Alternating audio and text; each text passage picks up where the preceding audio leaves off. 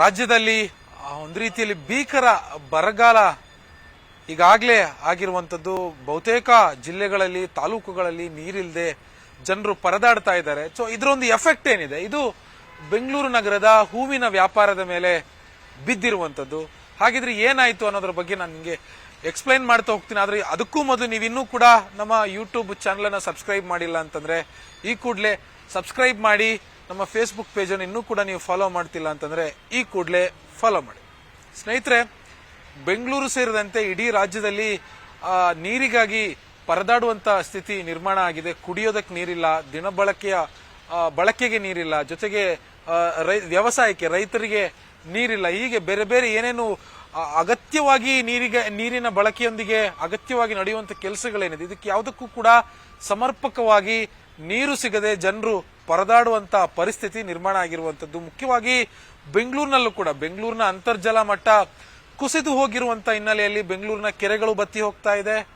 ಕೇವಲ ಅಂತರ್ಜಲ ಮಟ್ಟ ಮಾತ್ರ ಅಲ್ಲ, ಕೆರೆಗಳು ಬತ್ತಿ ಹೋಗೋದಕ್ಕೆ ಕಾರಣ ಒತ್ತುವರಿ ಕೂಡ ಪ್ರಮುಖ ಕಾರಣ. ಇದರ ಜೊತೆಗೆ ಕೊಳವೆ ಬಾವಿಗಳು, ಬೆಂಗಳೂರಿನ ಬೋರ್ವೆಲ್ಗಳು ಕೂಡ ಅಂತರ್ಜಲ ಮಟ್ಟ ಕುಸಿದು ಹೋಗಿ ಈಗ ನೀರು ಸಿಗದೇ ಇರುವಂತ ಒಂದು ಸ್ಥಿತಿಗೆ ಬಂದು ನಿಂತಿರುವಂತದ್ದು.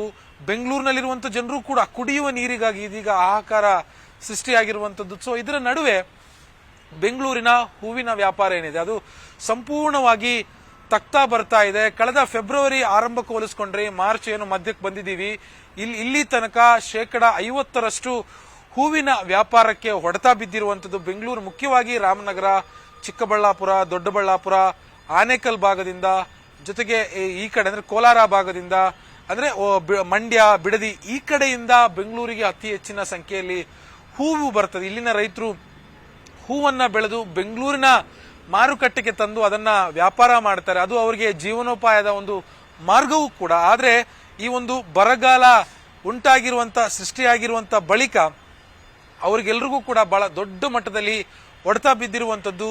ಅವರಿಗೆ ಹೂವಿನ ಯಾವ ಬೆಳೆ ಬೆಳೆಯೋದಕ್ಕೂ ಕೂಡ ನೀರಿಲ್ಲ. ಸೊ ಅದು ಸಹಜವಾಗಿ ಹೂವಿನ ಬೆಳೆ ಬೆಳೆಯೋದಕ್ಕೂ ಕೂಡ ಇದೀಗ ನೀರಿನ ಸಮಸ್ಯೆ ಅಭಾವ ಎದುರಾಗಿರುವಂತದ್ದು. ಇದರ ಒಂದು ಪರಿಣಾಮ ಏನಿದೆ, ಇದು ಹೂವಿನ ಮಾರುಕಟ್ಟೆಯ ಮೇಲೂ ಕೂಡ ವ್ಯತಿರಿಕ್ತವಾಗಿ ಬೀರ್ತಾ ಇರುವಂತದ್ದು. ಬೆಂಗಳೂರಿನ ಅತಿ ದೊಡ್ಡ ಹೂವಿನ ಮಾರುಕಟ್ಟೆಗಳು ಯಾವ್ಯಾವ ಅಂತಂದ್ರೆ ಒಂದು KR ಮಾರ್ಕೆಟ್ ಇದೆ, ಅಥವಾ ಒಂದು ಮಲ್ಲೇಶ್ವರಂ 18th ಕ್ರಾಸ್ ಮಾರ್ಕೆಟ್ ಇದೆ, ಮತ್ತು ಹೆಬ್ಬಾಳ CBI ಬಳಿ ಇರುವಂತಹ ಹೂವಿನ ಮಾರ್ಕೆಟ್. ಹೀಗೆ ಈ 3-4 ಕೆಲವು ಅತಿ ದೊಡ್ಡ ಹೂವಿನ ಮಾರುಕಟ್ಟೆಗಳು ಬೆಂಗಳೂರಿನಲ್ಲಿದೆ. ಸೊ ಈ ಎಲ್ಲಾ ಮಾರುಕಟ್ಟೆಗಳಲ್ಲೂ ಕೂಡ ಬರ್ತಾ ಇರುವಂತಹ ಹೂವಿನ ಪ್ರಮಾಣ ಏನಿದೆ 50% ಕುಸಿದು ಹೋಗಿರುವಂತದ್ದು.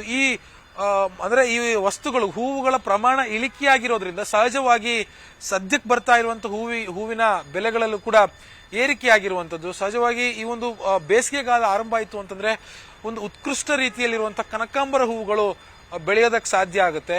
ಆದ್ರೆ ಈ ಬಾರಿಯ ಬೇಸಿಗೆಯಲ್ಲಿ ಅತ್ಯಂತ ಕಳಪೆ ರೀತಿಯ ಹೂವುಗಳು ಬರ್ತಾ ಇರುವಂತದ್ದು, ಎಲ್ಲವೂ ಕೂಡ ಬಾಡಿ ಹೋಗ್ತಾ ಇದೆ ಬಿಸಿಲಿನ ಬೇಗೆಗೆ. ಅದಕ್ಕೆ ಸಮರ್ಪಕವಾಗಿ ನೀರಿನ ಪೂರೈಕೆ ಆಗದೇ ಇರುವಂತಹ ಹಿನ್ನೆಲೆಯಲ್ಲಿ ಕನಕಾಂಬರವು ಸಂಪೂರ್ಣವಾಗಿ ಒಂದು ಬಾಡಿ ಹೋಗಿರುವಂತಹ ರೀತಿಯಲ್ಲಿ ಮಾರುಕಟ್ಟೆಗೆ ಬರ್ತಾ ಇರುವಂತದ್ದು. ಹಾಗಾಗಿ ಅದನ್ನ ಕೊಂಡ್ಕೊಳ್ಳೋದಕ್ಕೂ ಕೂಡ ಜನ ಹಿಂದೇಟಾಗ್ತಾ ಇದ್ದಾರೆ, ಯಾರು ಕೂಡ ಮುಂದೆ ಬಂದು ಅದನ್ನ ಕೊಂಡ್ಕೊಳ್ತಿಲ್ಲ. ಮತ್ತೆ ಅದರ ರೇಟು ಕೂಡ ಏಕಾಏಕಿಯಾಗಿ ಏರಿಕೆಯಾಗಿರುವಂತ. ಸಹಜವಾಗಿ ಬೇಸಿಗೆಗಾಲದಲ್ಲಿ ಕನಕಾಂಬರ ಹೂವಿಗೆ 180 ರೂಪಾಯಿ 200 ರೂಪಾಯಿ ಆಸ್ಪಾಸಲ್ಲಿ ಇರುತ್ತೆ. ಆದ್ರೆ ಈ ಬಾರಿ 320 ರೂಪಾಯಿ 340 ರೂಪಾಯಿ 350 ರೂಪಾಯಿಗೆ, ಅದಕ್ಕೂ ಕೂಡ ಕಳಪೆ ಗುಣಮಟ್ಟದ ಹೂವುಗಳು ಮಾರುಕಟ್ಟೆಯಲ್ಲಿ ಲಭ್ಯ ಆಗ್ತಾ ಇರುವಂತದ್ದು. ಇದರ ಜೊತೆಗೆ ಸೇವಂತಿಗೆ ಕೂಡ 200 ರೂಪಾಯಿ ಆಸ್ಪಾಸ್ನಲ್ಲಿ ಇದ್ದಂತಹ ದರ ಈಗ ಏಕಾಏಕಿಯಾಗಿ 400-450 ಒಂದು ಆ ಗ್ಯಾಪಿಗೆ ಬಂದಿರುವಂತದ್ದು. ಮತ್ತೆ ಗುಲಾಬಿ ಹೂ ಆಗಿರ್ಬೋದು, ಮಲ್ಲಿಗೆ ಆಗಿರ್ಬೋದು, ಗುಲಾಬಿ ಬಟರ್ಫ್ಲೈ ಆಗಿರ್ಬೋದು, ಅಂದ್ರೆ ಹೀಗೆ ಬೇರೆ ಬೇರೆ ಬಗೆಯ ಹೂಗಳೇನಿದೆ ಎಲ್ಲಾ ಹೂಗಳು ಕೂಡ ಬೆಂಗಳೂರು ಮಾರುಕಟ್ಟೆಗೆ ಬರ್ತಾ ಇರೋದು ಅದೆಲ್ಲವೂ ಕೂಡ ಕಡಿಮೆ ಆಗಿದೆ. ಹೀಗಾಗಿ ಸಹಜವಾಗಿ ಬೆಂಗಳೂರಿನಲ್ಲಿ ಈ ಒಂದು ಹೂವಿಗೆ ಒಂದು ಅಭಾವ, ಕ್ಷಾಮ ಎದುರಾಗಿರುವಂತದ್ದು. ಮತ್ತೆ ಇದರ ಒಂದು ದರ ಕೂಡ ಏಕಾಏಕಿಯಾಗಿ ಏರಿಕೆಯಾಗಿರುವಂತದ್ದು. ಸೊ ನಾವು ಇದ್ರ ಬಗ್ಗೆ ರಿಯಾಲಿಟಿ ಏನು, ಇದ್ರ ಬಗ್ಗೆ ವರ್ತಕರು ಏನ್ ಹೇಳ್ತಿದ್ದಾರೆ, ಇದ್ರ ಬಗ್ಗೆ ಜನಸಾಮಾನ್ಯರು ಏನ್ ಹೇಳ್ತಿದ್ದಾರೆ ಅನ್ನೋದ್ರ ಬಗ್ಗೆ ಒಂದು ರಿಯಾಲಿಟಿ ಚೆಕ್ ಅನ್ನ ಮಾಡೋದಕ್ಕೆ KR ಮಾರುಕಟ್ಟೆಯ ಹೂವಿನ ಮಾರುಕಟ್ಟೆಗೆ ಹೋದ್ವಿ. ಅಲ್ಲಿ ಆ ವರ್ತಕರು ಕೂಡ ಇದೇ ಅಭಿಪ್ರಾಯವನ್ನ ವ್ಯಕ್ತಪಡಿಸ್ತಾ ಇದ್ದಾರೆ. ಹೂ ಬರ್ತಾ ಇಲ್ಲ ಸರ್, ಬಂದ್ರೆ ತಾನೇ ರೇಟ್ ಕಡಿಮೆ ಇರೋದು, ಅಂದ್ರೆ ಡಿಮಾಂಡು ಇಲ್ಲ, ಬೇಡಿಕೆನೂ ಇಲ್ಲ.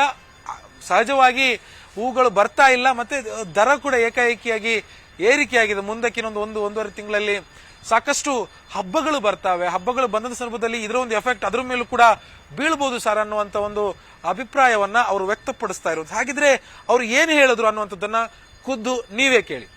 ಹೂವು ಕಮ್ಮಿ ಅಂದ್ರೆ ಮಳೆ ರೈತರು ಬೆಳ್ತಾರಲ್ವ ಬರೋದು, ಒಣಗೋಗ್ತಿದೆಯಲ್ಲ ಕೆಲವೆಲ್ಲ ಜಮೀನಲ್ಲಿ, ಮಳೆನೇ ಇಲ್ಲ. ಎಷ್ಟೆಷ್ಟಿದೆ ರೇಟ್, ಹೆಂಗಿದೆ? ಸಾಮಾನ್ಗೆ ಎಲ್ಲ ಬೆಲೆ ಜಾಸ್ತಿ, ಕನಕಾಂಬರ ಸುಮಾರು ಆಗೈತೆ ಅಷ್ಟೇ.